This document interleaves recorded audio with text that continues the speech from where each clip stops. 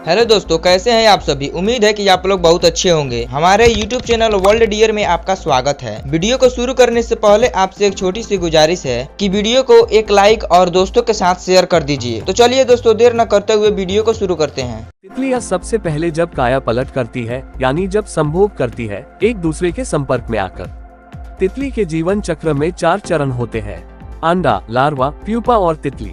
दोस्तों, सबसे पहले तितलियां पेड़ पौधों के पत्तों पर अपना अंडा देती है, लेकिन चौंकाने वाली बात यह है कि इनके अंडे का रंग किसी भी रंग के हो सकते हैं। अंडे देने के बाद धीरे धीरे इनका रंग चेंज होने लगता है, जिसका मतलब ये होता है कि अंडे में लार्वा बनना शुरू हो गया है और इस दौरान अंडे में हल्का फुल्का हलचल दिखने लगता है। इसका मतलब ये होता है कि लार्वा पूरी तरह से बनकर तैयार हो चुका है और यह कभी भी अंडे को तोड़कर बाहर आ सकता है।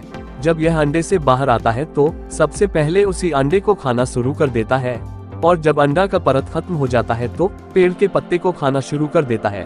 पत्तियों को खाकर ये लार्वा 10 से 12 दिनों में 3 सेंटीमीटर तक लंबा हो जाता है और ये लार्वा अपनी त्वचा भी बदलता रहता है। बिल्कुल किसी सांप की तरह 5 से 6 बार अपनी त्वचा बदलता है और ये लार्वा 20 से 24 दिनों में पूरी तरह विकसित होकर लगभग 6 सेंटीमीटर तक लंबा हो जाता है। आपको जानकर हैरानी होगी कि बदलती त्वचा के साथ साथ लार्वा का रंग रूप रेखा भी बदलता रहता है। जब ये पूरी तरह से विकसित हो जाता है तो ये लार्वा पत्तियों को खाना बंद कर देता है और अपने आप को तितली के रूप में बदलने के लिए प्यूपा का निर्माण करना शुरू कर देता है। क्योंकि आपको बता दूं कि एक तितली का जन्म प्यूपा से ही होता है। ये लार्वा प्यूपा बनाने के लिए सबसे पहले अपने लार का एक चिपचिपा पदार्थ तैयार करता है, जिससे ये लार्वा अपना पिछला हिस्सा उसी चिपचिपा पदार्थ से चिपका देता है। उसके बाद लार्वा फिर बार बार लार से अपने चारों तरफ एक सुरक्षित लेयर तैयार करता है, क्योंकि प्यूपा बनने के बाद वह ये से नीचे न गिरे।